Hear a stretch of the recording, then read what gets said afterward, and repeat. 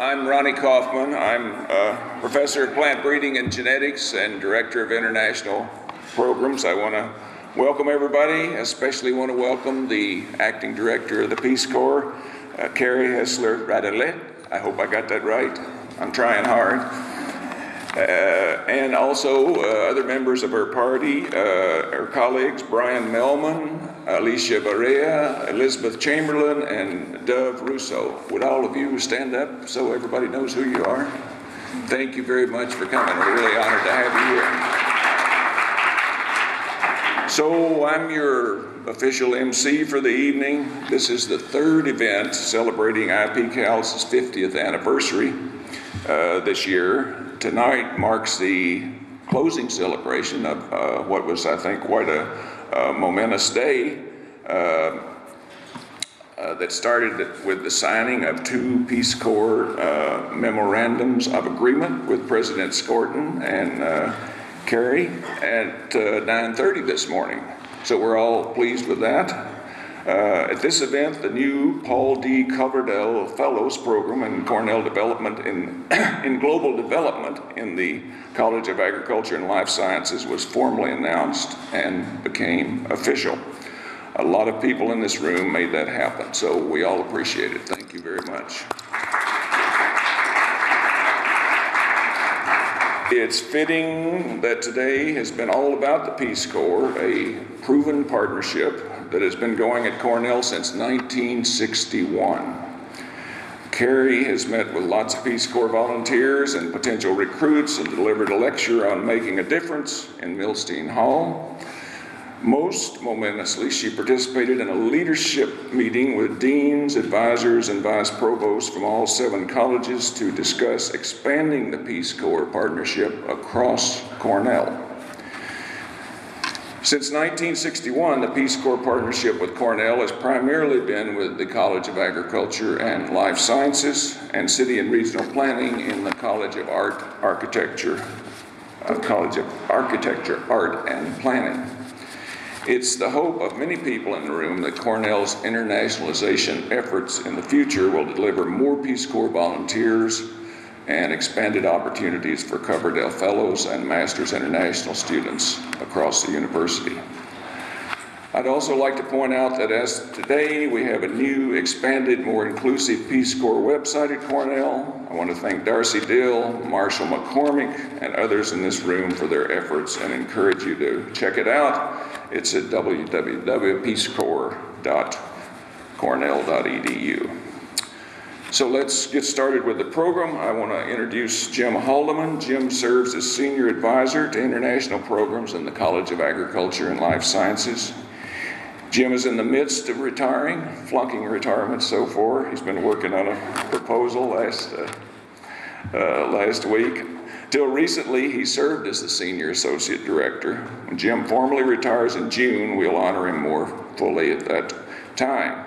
Jim graduated from Cornell in '65 and received his master's degree from the University of Maine in 1967. He and his wife Jan served as Peace Corps volunteers in Sierra Leone from 1967 till 1969, where Jim was a community development specialist and farm manager. He first came to Cornell in 1982. Throughout his 30-plus years in international programs, Jim administered, coordinated, selected programs, including the Hubert H. Humphrey Fellowship Program, the On-Campus Peace Corps Strategy Contract, and the Masters International Program. At the same time, and among other duties as Senior Associate Director of CALS, Jim administered a major program in Central and Eastern Europe and served as a point person for initiatives in both North and South Korea. Jim has really been the heart and soul of Peace Corps at Cornell for many years, and it's through his efforts with a succession of committed Peace Corps recruiters like Marshall McCormick that Cornell is ranked number 4 among medium-sized colleges and universities, and number 11 out of 4,000 schools in the number of Peace Corps volunteers who are alumni. Please join me in welcoming Jim Haldeman. Jim.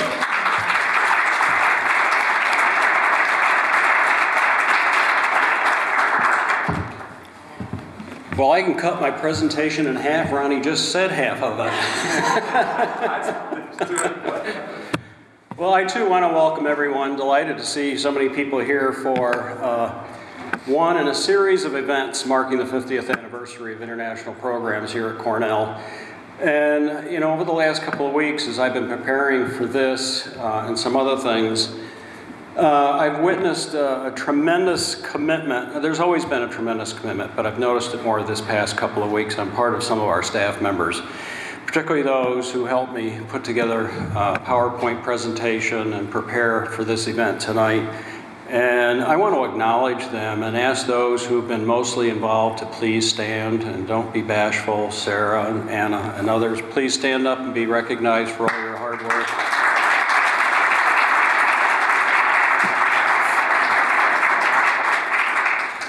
So coincidentally, Peace Corps and international programs celebrating 50th anniversaries at just about the same time, 2011 for Peace Corps and of course 2013.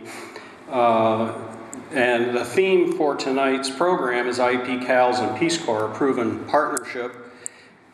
And I want to thank my wife for coming up with that phrase. I think it's very fitting and appreciate the good idea that you put forth. And I have to give my wife credit for one other thing, at least, and that's for my being up here tonight. She'll probably be angry with me for telling you this story, but I got to tell you that I probably would not have been in Peace Corps if it hadn't been for my wife. And for those of you who have already met her, she's already recruiting me to go back again. When I was a senior at Cornell, I applied for Peace Corps and was accepted, and decided to defer and go on to grad school at the University of Maine in Orono, which is where I met Jan. And one day I got this call at my office from Jan, and she said, "Jim, how come you never told me you applied to Peace Corps?" I said, "I don't know, a lot of other things were going on, including grad school. I guess it just sort of slipped my mind." She said, "Well, I got a call today from Peace Corps that says, well, we have your husband's application, how about yours?" And so she said, "Well, where would we be going?" And the person at the other end of the line said, "Well, training's going to be in the Virgin Islands." My wife says, "We're going, send me the application." And then on to Sierra Leone. So that's how it worked out. And clearly, as so many have witnessed, Peace Corps is a life-changing experience. I also want to mention my daughter, Carrie, who's a second-generation Peace Corps volunteer serving in the Dominican Republic, is here tonight, as well as our wonderful granddaughter, who may be our third-generation Peace Corps volunteer. So how about all the returned Peace Corps volunteers stand and be recognized so we see who all you are. Jan, you too. Woo!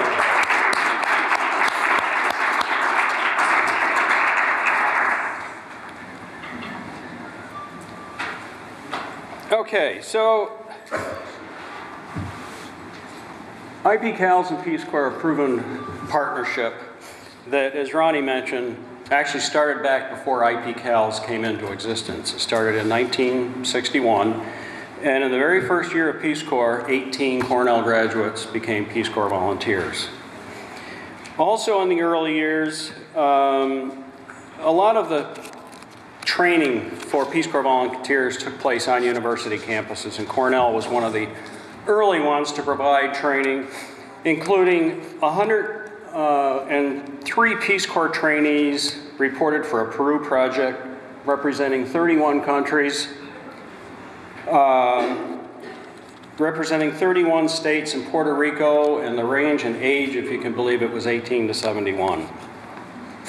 In 1963, the beginning of IEP, CALS, and a training program took place with 69 volunteers headed for Sierra Leone. And going through the files, I came across a quote that I thought I would share with you. This is from a former Peace Corps staff member who was involved in the training of this group that went to Sierra Leone, and I quote, he said, "Now that Cornell's gift to Peace Corps, Sierra Leone Group 4, has been in the field for 3 months, it behooves me to bring to you up to date on how they look. The group settled in magnificently. During the past several weeks, I've been traveling all around the country, visiting the volunteers, and I've never seen a group adapt so well. They still speak quite proudly of the quality of the training they received at Cornell, and this gave them an added confidence as they tackled their work. From 1968 to 1972, Peace Corps was involved in an intern program where approximately 20 seniors and graduate students served as technical leaders in agriculture and nutrition, working with Colombian officials and Peace Corps volunteers who had a more general undergraduate training. From 74 to 76, during this period, CALS cooperated with Peace Corps in a program called the Future Agricultural Research Manpower Program in the Philippines. The college assisted Peace Corps in identifying needs for volunteers in the Philippines and then made information about specific opportunities to faculty and interested students. In 1976 was the year that Peace Corps and Cornell entered into a contractual arrangement that brought funding to support an on-campus student recruiter. And Marshall, you're out there someplace. Marshall is our 37th on-campus student recruiter, so that's been very successful. The primary role of the recruiter is generally always a graduate student at Cornell, but to inform the Cornell community and surrounding communities about the opportunities of Peace Corps and other international opportunities for undergrads.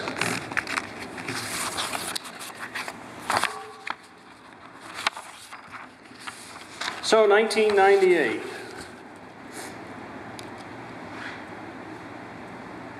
Another important milestone, and incidentally, as we celebrate the 50th anniversary of IP-CALS, we're celebrating the 15th anniversary of the Masters International program. This is a program, and by the way, the director at that time, Mark Guerin, came to campus and helped us kick off that new program. The MI program is designed, in the case of Cornell, specifically for students who are fresh out of undergraduate studies and are keen on joining the Peace Corps but feel, I'm not quite ready. I need some additional training, academic coursework before I go so that I'm more effective in the field.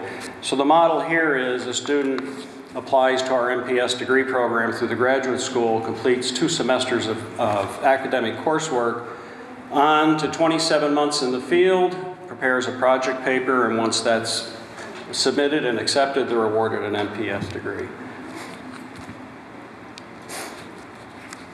So, in my view, no one says it better than students in terms of the value and importance of this partnership. And since this is the 15th anniversary of the Masters International program, I thought I would share just 2 or 3 quotes with you that were sent in to me from former MI students. And I quote, "My Peace Corps experience has provided me with an incredibly unique perspective on development and life in general. Through the Masters International program, I gained a solid background in international development, which provided me with a framework to guide my Peace Corps service. During my service, I was able not only to apply what I had learned at Cornell, but also test out the reality of various theories and practices in the context of my village and surrounding community. In addition, I stayed in contact with professors at Cornell and have been able to continue to tap into their expertise and years of experience by getting their feedback, support, and advice for various activities throughout my service." And I know our acting director had a great opportunity to meet with Danielle, and Danielle emailed me and said, what a great person this is, you're gonna love her. So she was really pleased to have the opportunity to meet with you. Another quote,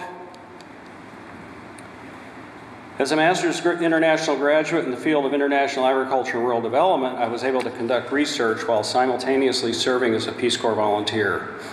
The coursework required prior to Peace Corps service ensured that I was a skilled and informed volunteer. The in-depth cultural experience acquired through Peace Corps service ensured that my research project would be effective and relevant. Together, this allowed for a much more meaningful and lasting community impact and contributed to the intellectual resources of the university." I should mention Jeff is with us this evening. He's currently in a PhD program in natural resources. So you see, the MPS program does have a life after. And one more quote, my time at Cornell and in the Peace Corps gave me a strong beginning to work in challenging environments while using practical knowledge to make real-world solutions. The principles that I learned are the same if I were to continue to pursue a career in development or to be a valued engineer in a U.S. company. And I should point out, by the way, if there's anyone out there looking for a job, I got an email a couple days ago from a returned Peace Corps volunteer. They're looking for a team leader. This is Catholic Relief Services. Looking for a team leader to head up the Latin America and Caribbean region. I've got the job description if anybody's interested. Okay, on to 2009, which has already been stated. Cornell ranked the number 11 all-time producer of Peace Corps volunteers. And I don't know, we may still hold that rank, I'm not sure. Also in 2009, Ithaca and Tompkins County actually led the nation in the per capita volunteers to Peace Corps. 2011, well, back up one here. In 2011, as I said, was the 50th anniversary of Peace Corps, and the former director, Aaron Williams, came to campus to help us to celebrate that event. Just a few more statistics. Some of you may already know these. But since Peace Corps was founded in 1961, 1,595 Cornell alumni have served as volunteers, serving in countries around the world, typically working in agriculture, education, environment, health, community, economic development, and youth development. Cornell has ranked as high as second in producing Peace Corps volunteers among medium-sized colleges and universities. Currently, we rank fourth. With all the good work that Marcia's done, I think we may move up a slot or so.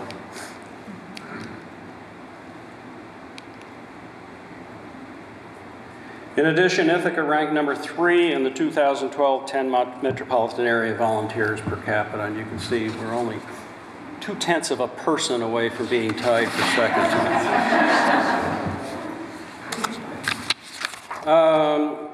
Currently, Cornell has 40 alumni serving overseas, which makes us the top Ivy League institution producing Peace Corps volunteers, again, according to statistics from Peace Corps.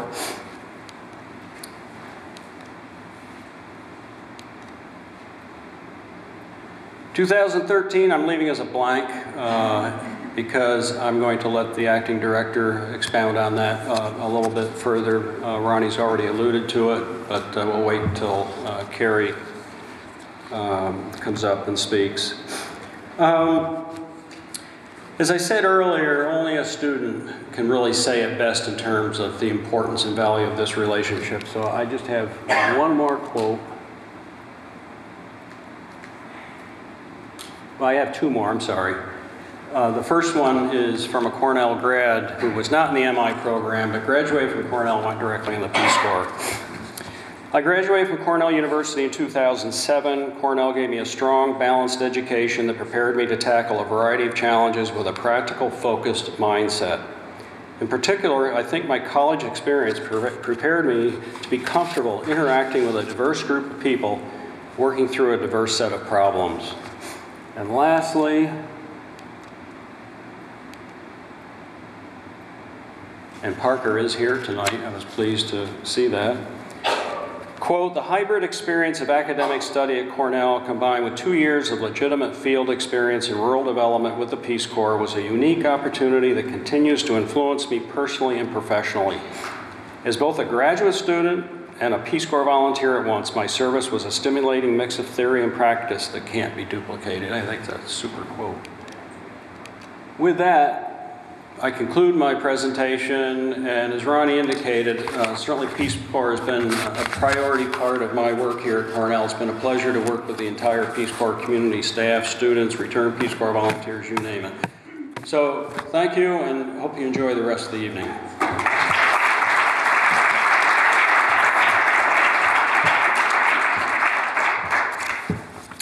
Thank you, Jim. Now let me introduce Marshall McCormick. He's already been recognized. Marshall graduated from the University of Utah back in 2008 with a degree in anthropology and one in psychology. Before attending Cornell, Marshall worked for Management Sciences for Health, a health NGO in Washington, where he managed consultant teams supporting global fund projects around the world. Marshall served in the Peace Corps in Madagascar from 2008 to 2009 and Zambia from 2009 to 2010. His experience focused on agricultural and community development, and he worked with local associations to build local capacity and increase income generation. In beginning his international career, Marshall worked for a nonprofit in Nicaragua to further education in marginalized communities. Based on his experiences abroad, Marshall has developed a passion to further initiatives for positive change and believes that change must start at home. Marshall returned to school in 2011 to the City and Regional Planning Program at Cornell because of the benefits that came with the Peace Corps Coverdell Fellows Program. He served as the campus recruiter at Cornell during the 2012-13 academic year because of his commitment to making sure others have similar opportunities to experience and make a difference in our world. After finishing his studies in city and regional planning in May, Marshall will join Finger Lakes Wealth Management, an Ithaca-based private wealth management firm to foster development of socially responsible investing and sustainable business practices. Marshall, please.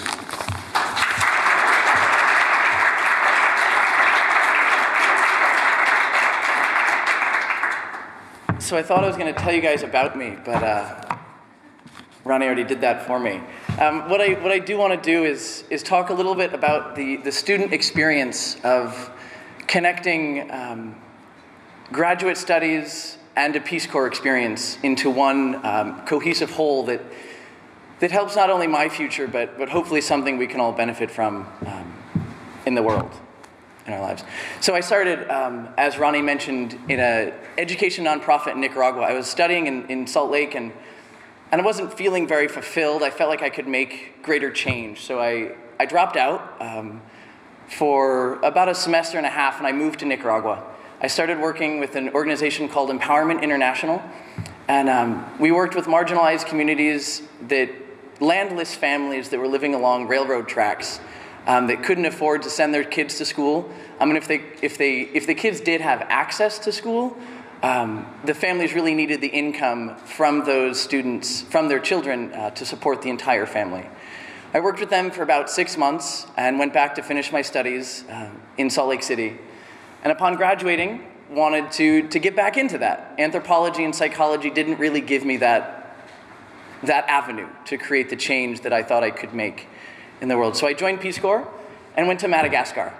In Madagascar, as Ronnie said, it was agriculture work. I did SRI, the system of rice intensification in Madagascar. I've worked in animal husbandry.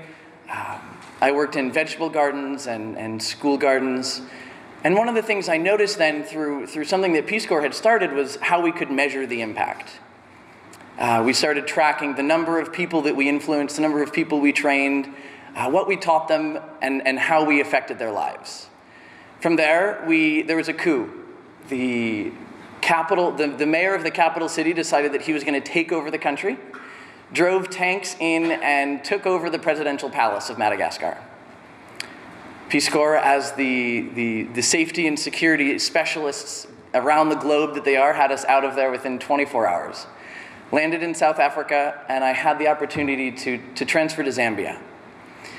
Being uprooted like that, I felt like everything I had done was almost for naught. I wasn't able to complete a lot of the projects because I was removed so quickly.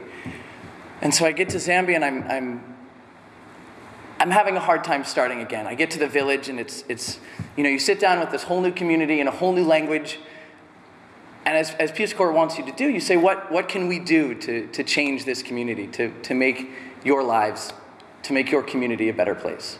And they all said to me, we want to learn carpentry skills. I don't know that I'd ever cut a piece of wood in my life. And so I smiled and laughed and said, okay, right? The yes, the nod of yes that never gets answered. And 3 months down the road, after we had planted some gardens and raised some chickens, they said, we still want to learn carpentry skills.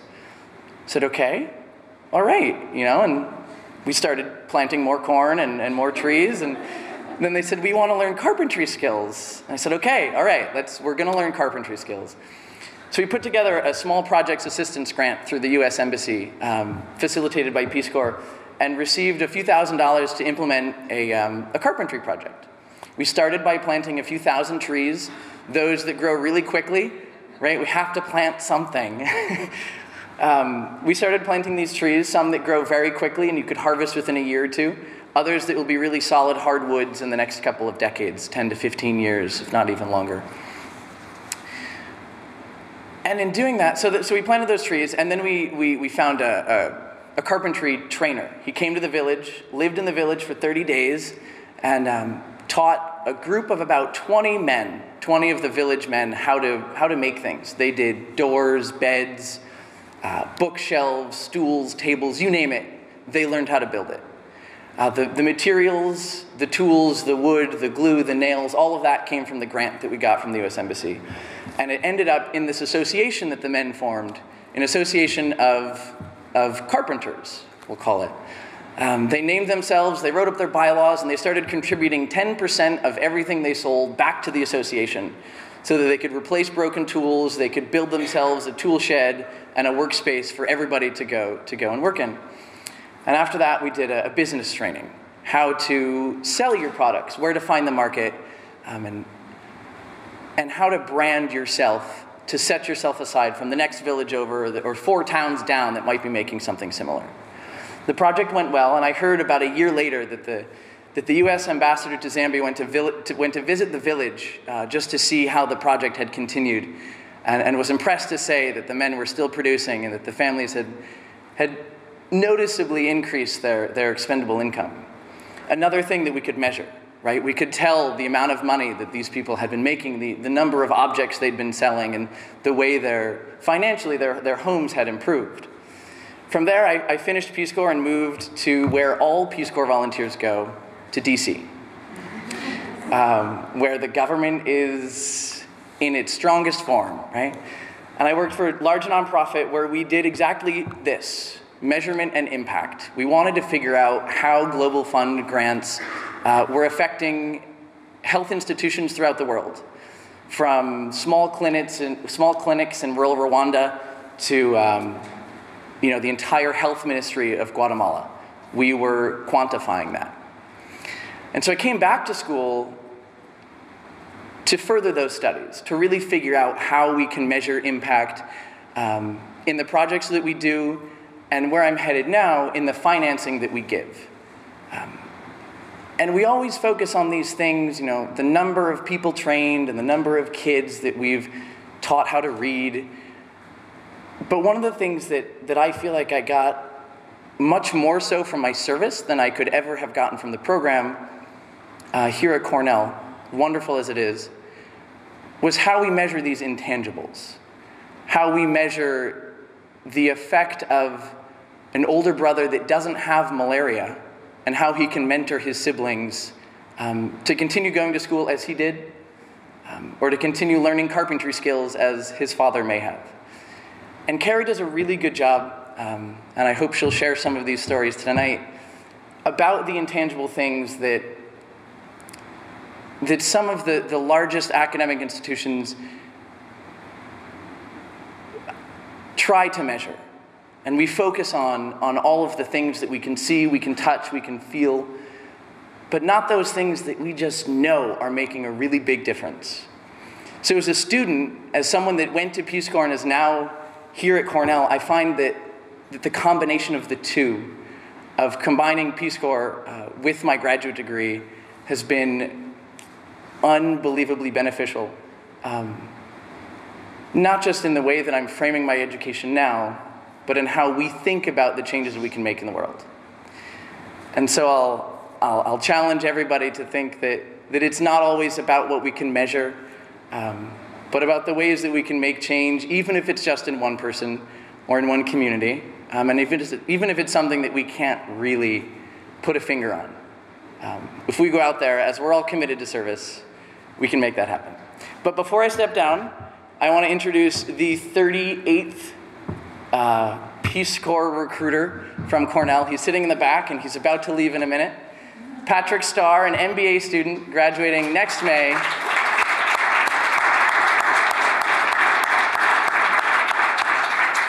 Will be taking my position over in Roberts Hall, hopefully, and will hopefully keep up the good work and the relations that we have built for thus long with Peace Corps. Thank you.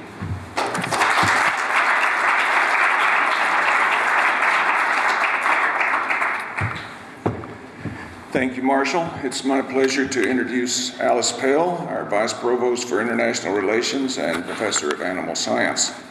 Vice Provost Pell joined the Cornell faculty in 1990 as a professor of animal science in the College of Agriculture and Life Sciences. From 2005 to 2009, she was director of Cornell's International Institute for Food, Agriculture, and Development, CFOD as we know it, a university-wide center that facilitates innovative interdisciplinary initiatives for sustainable agricultural and rural development. Alice became Vice Provost for International Relations in 2008, and she taught an innovative Professor Pell taught at an innovative secondary school in Tonata, Botswana, as a Peace Corps volunteer from 1969. I'm not sure I'm supposed to reveal that, Alice. 1969 to 1971. I was as young as Right. Upon her return to the United States, Alice enrolled at the Harvard Graduate School of Education and earned a master's degree in international education. She subsequently earned MS and PhD degrees at the University of Vermont in animal science, where she served on the faculty for 6 years before coming to Cornell. Please welcome Vice Provost Alice Pell. Alice.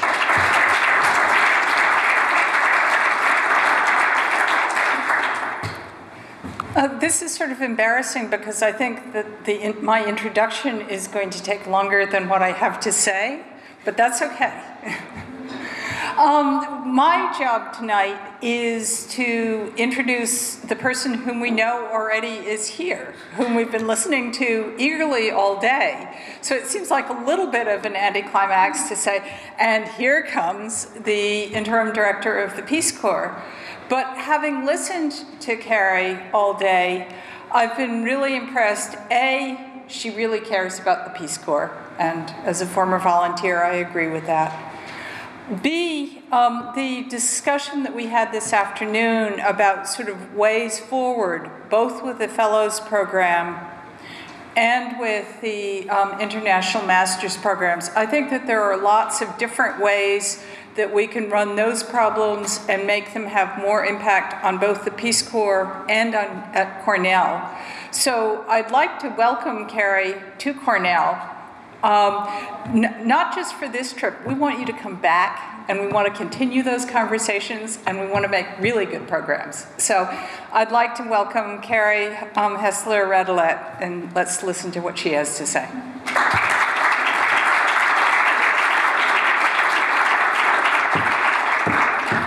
Poor Alice has been introducing me all day, and I'm definitely afraid of sort of saying the same thing at all the venues. And in fact, happily, Ronnie and Jim said a lot of the sort of front part of the statistics and the description of the Fellows and Masters program, so I'm not even going to go there. I entirely threw out my speech just now, by the way, everyone. What I do want to say is that it is really a thrill for me to be here at Cornell. This is one of our just most wonderful partnerships. Jim did a phenomenal job of laying out the timeline. It really proves that we have a fantastic partnership that is beneficial to both of us. And some of my favorite statistics, I mean, I just love it that Tompkins County is the now is the third largest metropolitan area, but a few years ago it was actually the first largest metropolitan area. Who would have ever thought that? That's pretty amazing, isn't it?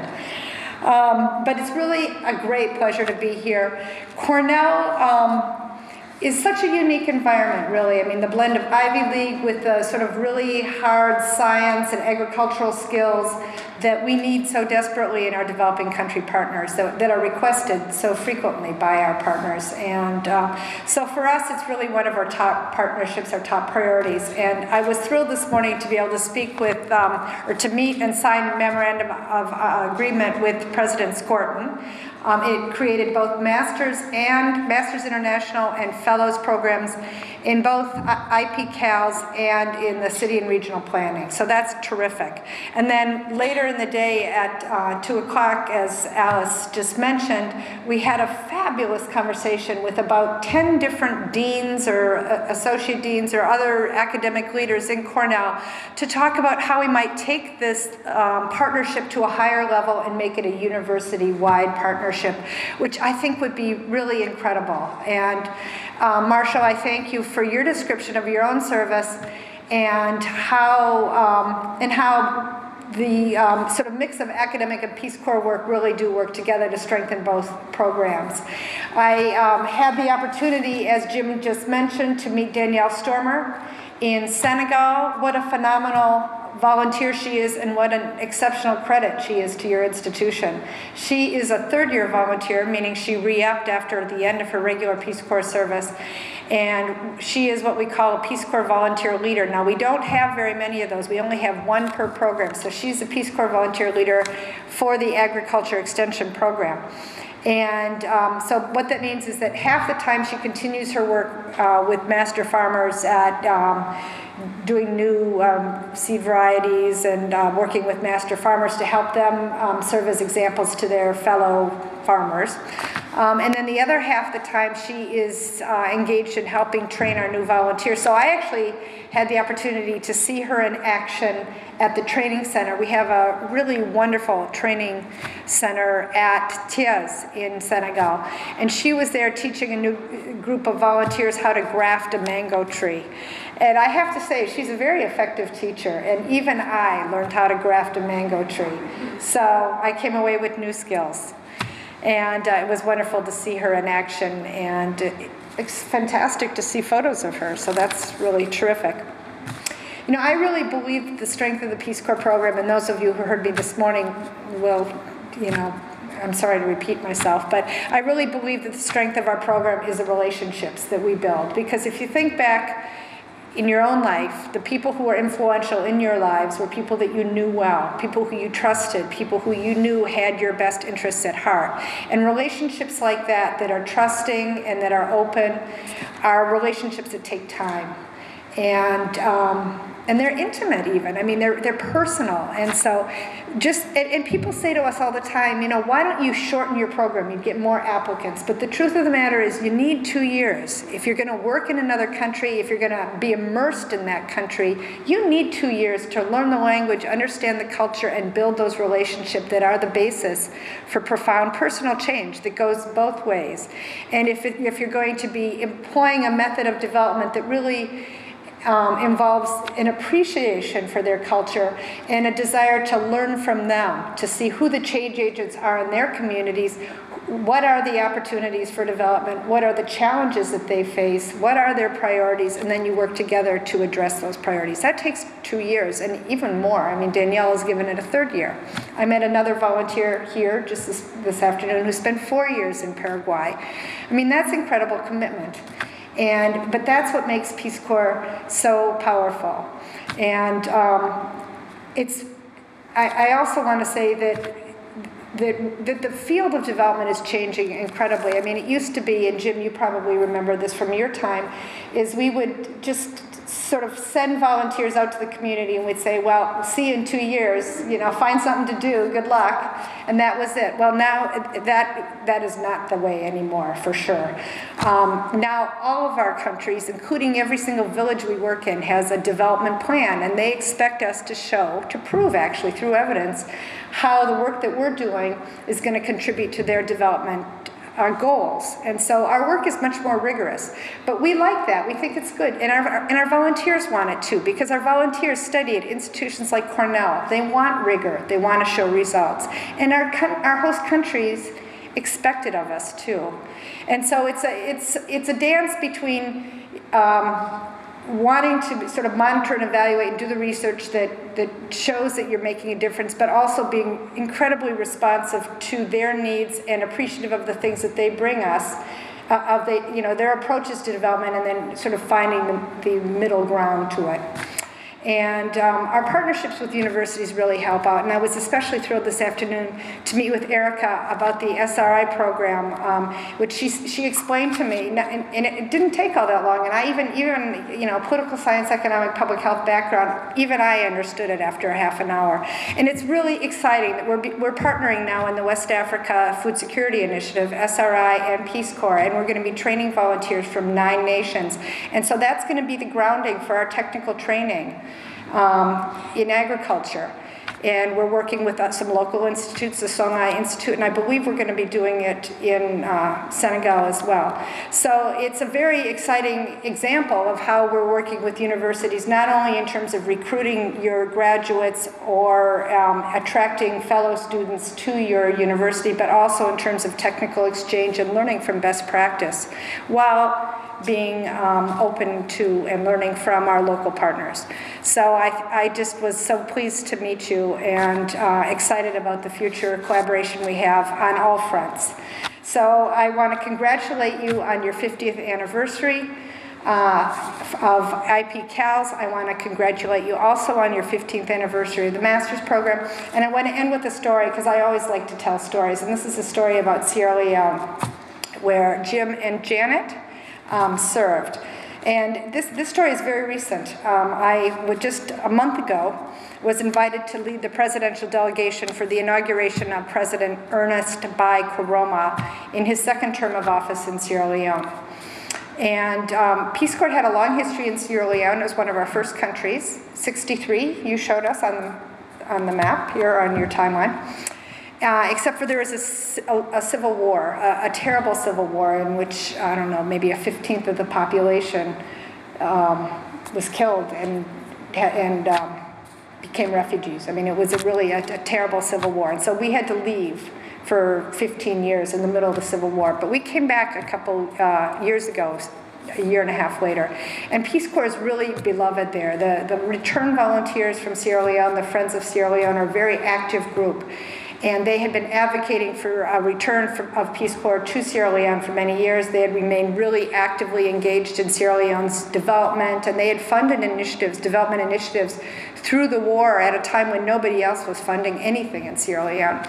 So anyways, Peace Corps is really beloved in Sierra Leone. So I went to this inauguration and was fortunate enough to be seated at the state dinner right next to the president of Senegal. It was his wife, and President Koroma, and then myself.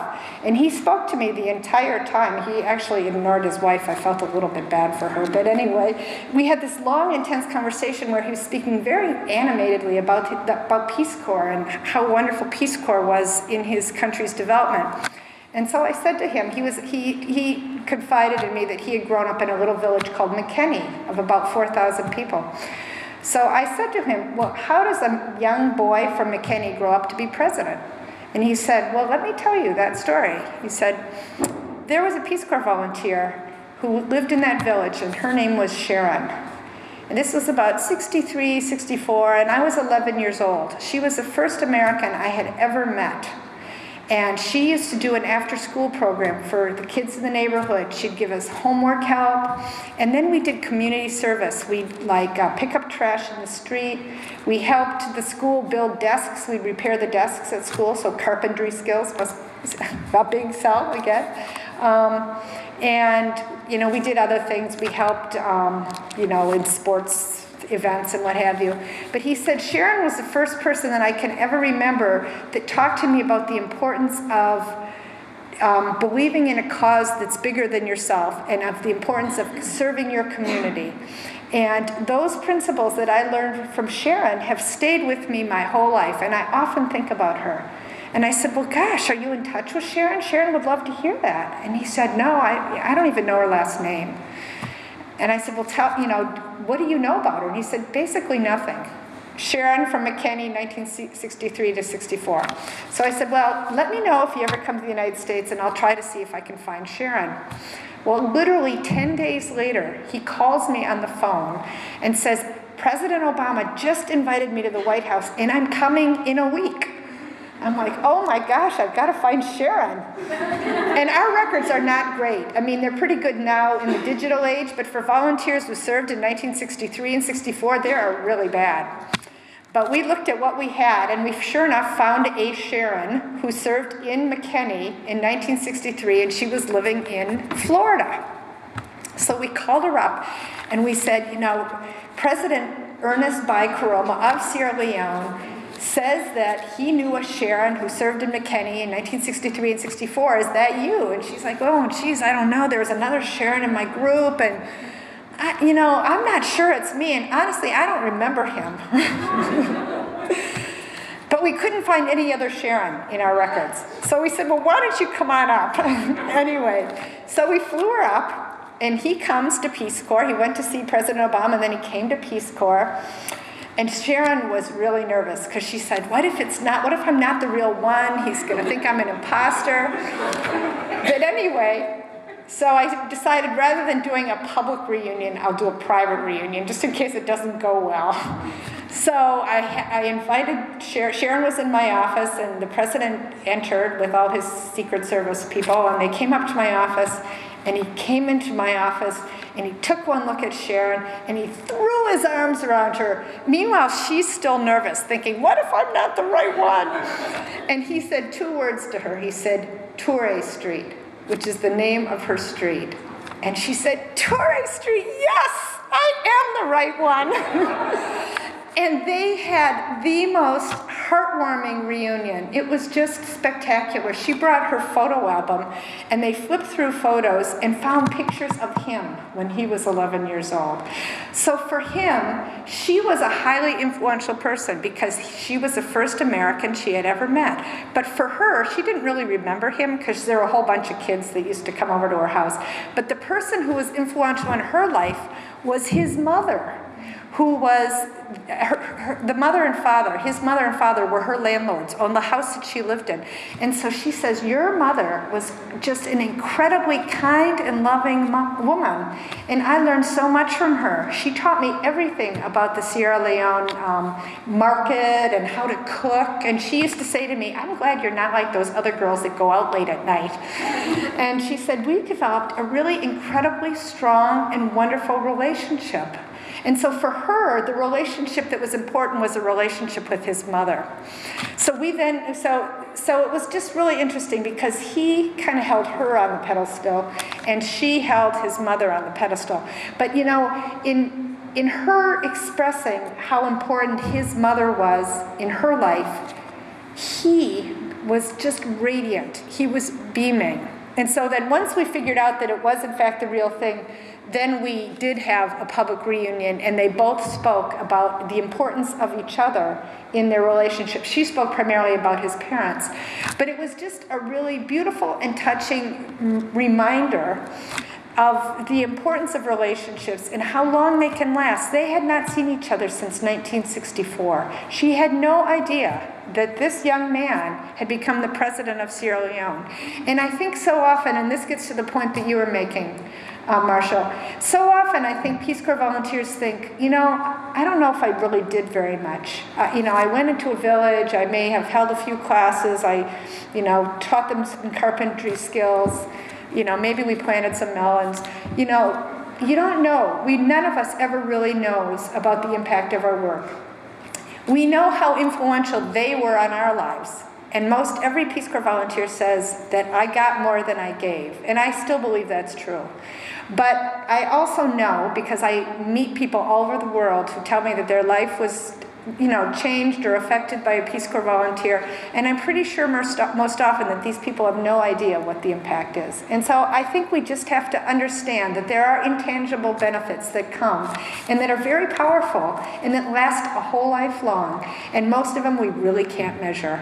Now we're trying very hard, and we're using monitoring and evaluation and common indicators, and we're really trying to introduce rigor into our programs, and I think we're being successful. But I remain really firmly convinced that the most important thing about Peace Corps is the relationships we build and the strength of those, because they build bonds of friendship not between individuals but between countries.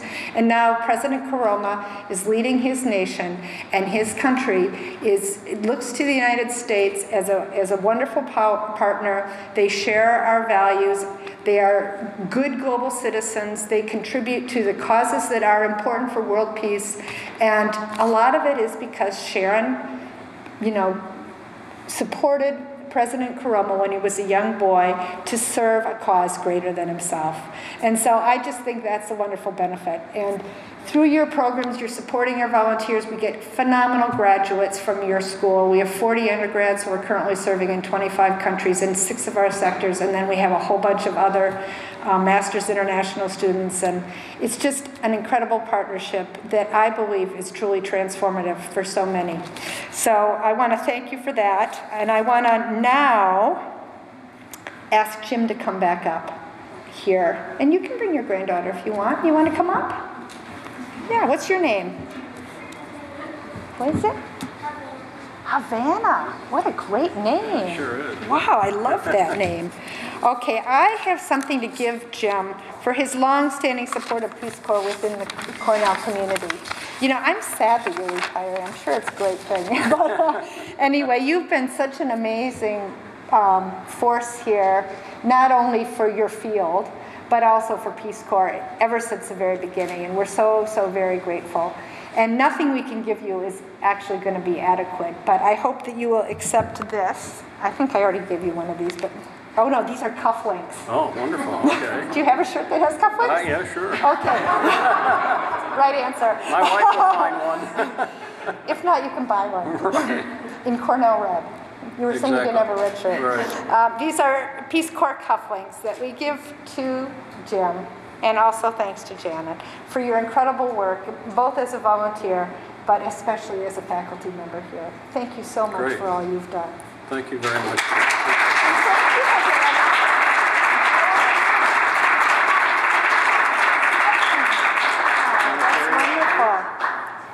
Thanks. Thank you. So actually, I want to share a quote.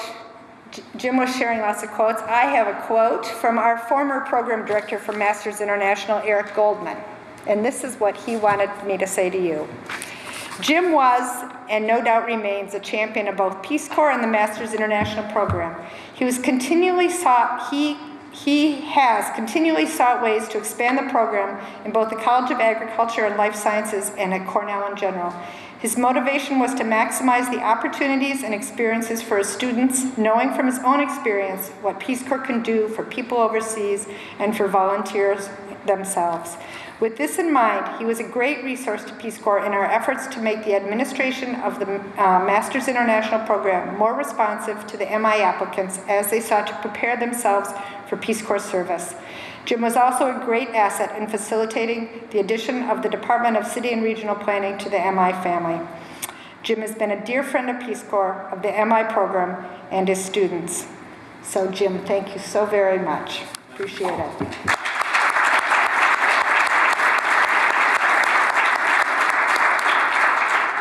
And now I would like to ask Max Pfeffer to join me on stage to receive the plaque for the 15th anniversary of the MI program at Cornell in IP CALS.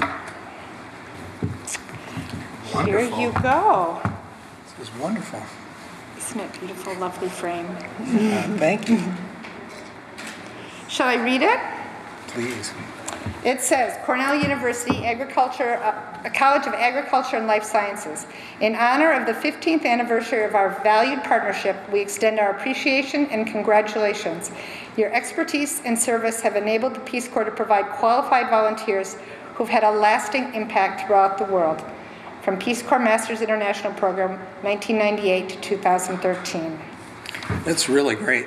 You know, one thing I'll say is, and accepting this on behalf of the college and IP CALS, is, you know, being a professor here at Cornell is really wonderful because you're always surrounded by Peace Corps.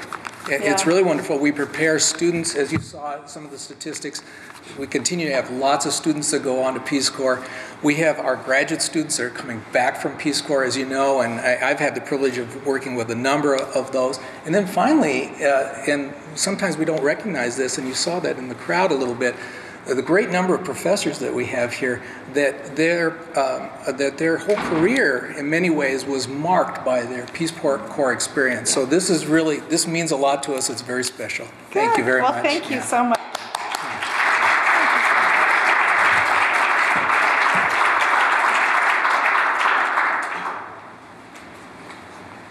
Still got another speech, right, Max? So thank you very much, Carrie. You're a wonderful ambassador for the Peace Corps. I really enjoyed your presentation. Our next speaker is Max Pfeffer. Max is the International Professor of Development Sociology and, of course, our Senior Associate Dean. IP CALS is one of the programs in his portfolio, and so by extension is the CALS partnership with Peace Corps. Max has served as chair of the Development Sociology Department and the associate director of both the Cornell University Agricultural Experiment Station and the Cornell program. I've lost a page here. Cornell program in the environment, I believe, Max. So, come on in. Now I found it. My worst fear is losing a page. That's why I've stapled these together just in case. I'll take that. Well, it's really great to be here this afternoon. I'm delighted to be here on behalf of Dean Catherine Boer and the College of Agriculture and Life Sciences to recognize and to celebrate the great partnership that we have between IP CALS and Peace Corps. It's really a wonderful thing. Jim mentioned before that both are approximately celebrating the 50th anniversary together. There's also been 50 years of collaboration over that time. And we feel that some of the knowledge that's developed at CALS is extended out into the world through this partnership with Peace Corps. Our foci on food and energy systems, the life sciences, environmental sciences, and community and economic development, I think are core to some of the things that Peace Corps does. I want to especially thank Director Hessler-Radelet for being with us today to celebrate this 50th anniversary of IP CALS, but also to commemorate the 15 years of the Masters International program. I think this Masters of International program is a wonderful thing. To see the students take interdisciplinary courses here, couple that with field experience that they get through Peace Corps, and I think what you have as a result is knowledge and wisdom that serves for a lifetime. And I think Jim has spoken to some of that before. And so that makes us especially happy to be able to celebrate today the signing of the MOU between Carrie and President Skorton this morning, the MOU that extends the Coverdale Fellowship Program to our Global Development Program. This is a program, an MPS program, Masters of Professional Studies program, that offers degrees in international development and international agriculture and rural development, and it's managed by our IP CALS program. As you probably know, but it's worth repeating, the Coverdale program, fellowship program, is really wonderful because it's oriented at returning Peace Corps volunteers and allows them to come in to graduate school and to do a few things. It provides them support, financial support, to actually be able to do graduate programs, and this is something that's a big concern for us. I mean, Ronnie and I have talked about this topic several times. Returning Peace Corps volunteers aren't necessarily wealthy people, and so this is a very important help. I think the other thing that I find so striking and interesting about the Coverdale Fellowship Program is it couples internships in American communities with the graduate studies. I think this is really wonderful because there's certain skills that we all know that Peace Corps volunteers acquire through their work. It's adapting to different cultures, developing and managing projects, dealing with language barriers, leveraging limited resources. Those are all skills that are useful not only in a developing setting, but also very important in communities of need right here in the United States. And so I think that's really wonderful. And I would add that those skills are very important in managing graduate school as well. So they're really ready to go here when they come back.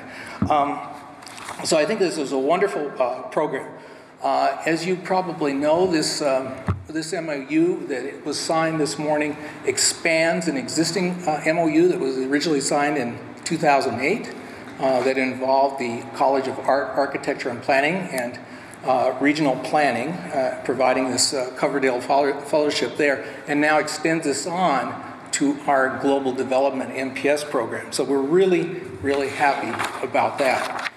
One of the things that we anticipate with this program is that we'll have very, very qualified students coming to us with their Peace Corps experience. They'll be very qualified, they'll be very passionate, and they'll be passionate about the things that we're passionate about here at CALS. Applied knowledge, bringing scientific knowledge and understanding to the world, and addressing the needs of the people that are most in need in the world. And this is the kind of passion and commitment I think that we need, and it's very important. And this Coverdale Fellowship Program allows people to extend and build on that. Moreover, it represents a commitment that we have in conjunction with President Skorton of making Cornell the land-grant university to the world. This is really our aspiration and what we feel that we are, and we want to extend that out into the future. So, on behalf of the College of Agriculture and Life Sciences, I want to congratulate our colleagues in CALS IP for bringing this to the fore.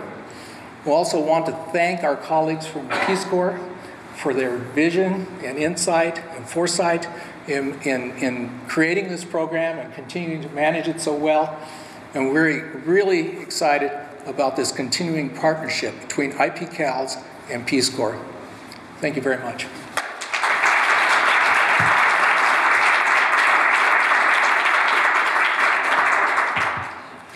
Well, I found the page. It says play it by ear. So I want to really sincerely thank Carrie and all of her colleagues for making their way to Ithaca. It's not that easy, as we all know. And I want to thank Sarah and Anna and Linda and Stefan and everybody on the staff who made the day, and especially this event, possible. And I think we're going to have some entertainment.